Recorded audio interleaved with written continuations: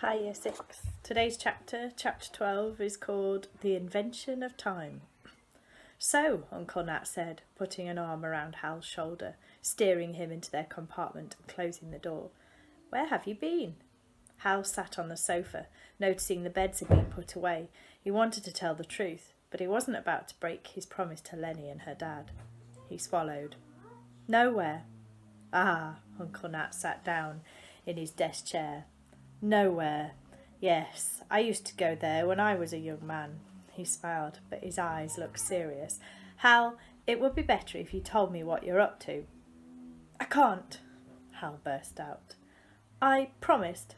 Uncle Nat blinked, took off his glasses and cleaned them with a cloth from inside the pocket of his jacket. How about I tell you if I think where you might have been, and you nod your head if I'm right. He put his glasses back on and grinned. That way, you won't be breaking any promises. Hal thought about this for a moment and then nodded. I notice you enter the corridor from that direction, his uncle pointed. That means you are either in the other carriage of compartments, the royal carriage, or the service cars. He looked at Hal expectantly. Or you could have been on the footplate. Hal furrowed his brow, trying to stop a smile from spreading across his face. If you did happen to find someone kind enough to take you onto the footplate, then you would have witnessed the extraordinary event of the water scoop. He leaned forward towards Hal, his eyes dancing, and Hal felt his own eyes must have been dancing too. He gave the tiniest of nods. Oh, Hal, Uncle Nat gasped, jumping to his feet.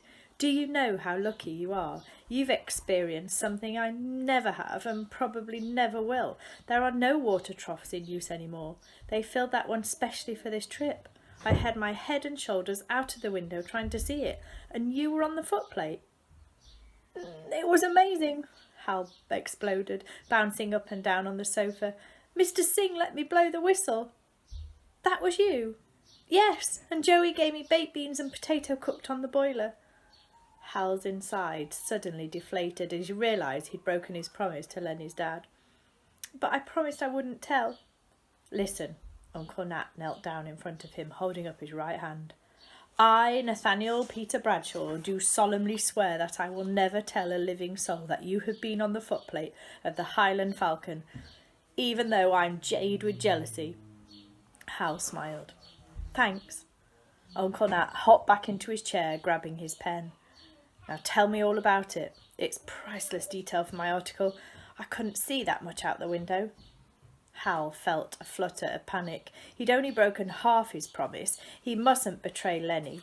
Changing the subject, he said, Uncle Nat, I feel bad. I haven't read any of your books. Uncle Nat blinked. I'll get you one if you're interested.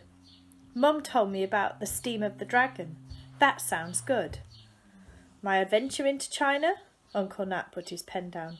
Can I read it now? Uncle Nat stroked his chin. We could see if the library has it.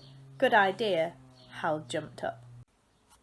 As they entered the library, a figure at the far end started, dropping a leather-bound book to the floor.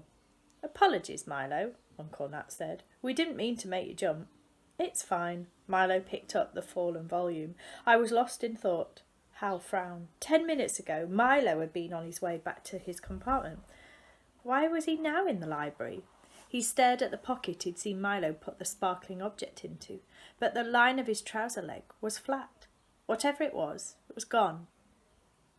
Hal is interested in my writing. Uncle Nat smiled down at Hal. I hear your uncle's books are superb. Milo placed the fallen book on the shelf. If you like trains. I do, Hal replied, realising it was true.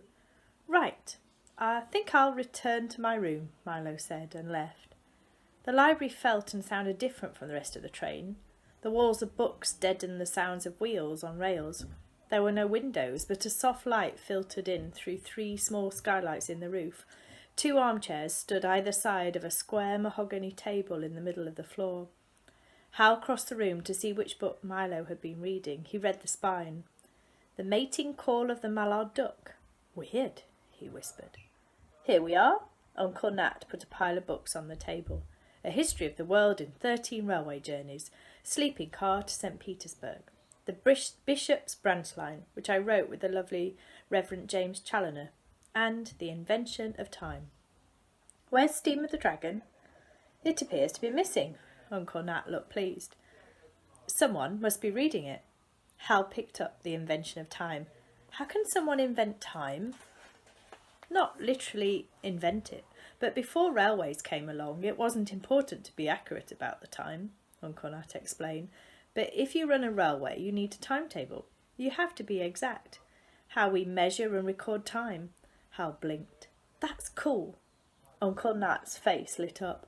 My books are full of stories of travel, but they're also about how railways have changed the world. I have ridden the world's most extraordinary trains, from Stephenson's rocket to a Japanese train. The carriage jerked, and Hal stumbled as the Highland Falcon slid to a halt. What's happening? Uncle Nat glanced at his watches. One of his watches. It's 10:30. We must be approaching Aberdeen. He stepped over to a framed map of the British Isles, which hung within one of the bookcases. We're here. Uncle Nat ran his finger along a line, black line, parallel to the east coast of Scotland.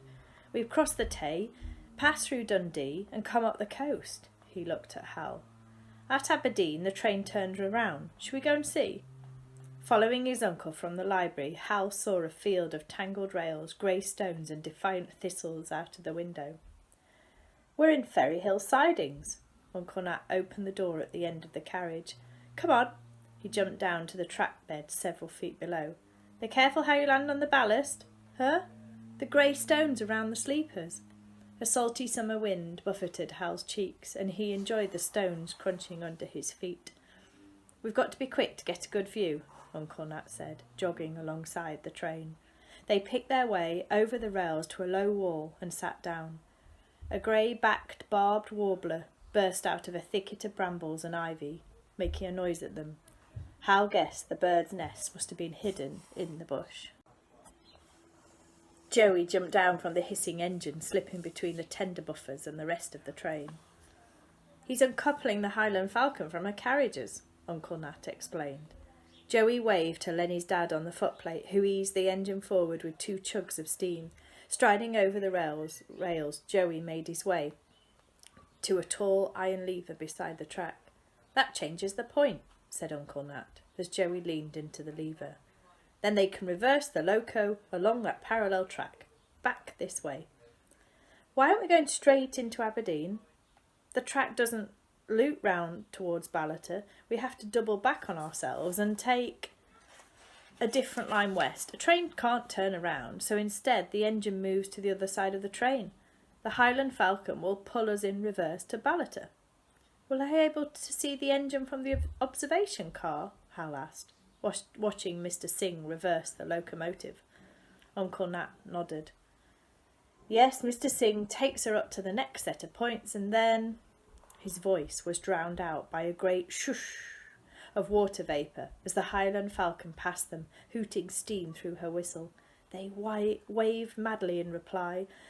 The enormous wheels were as tall as Hal. He pulled out his sketchbook. He'd barely drawn the outline of the engine casing when he heard barking. Lady Lansbury's dogs were bounding about in a scrubland beside the track. Rowan Buck followed them with a fistful of little black bags.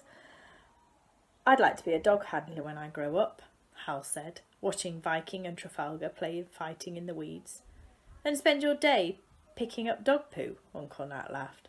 Mr. Buck doesn't look too happy about doing it. The Highland Falcon had huffed up the track, clanking over another set of points.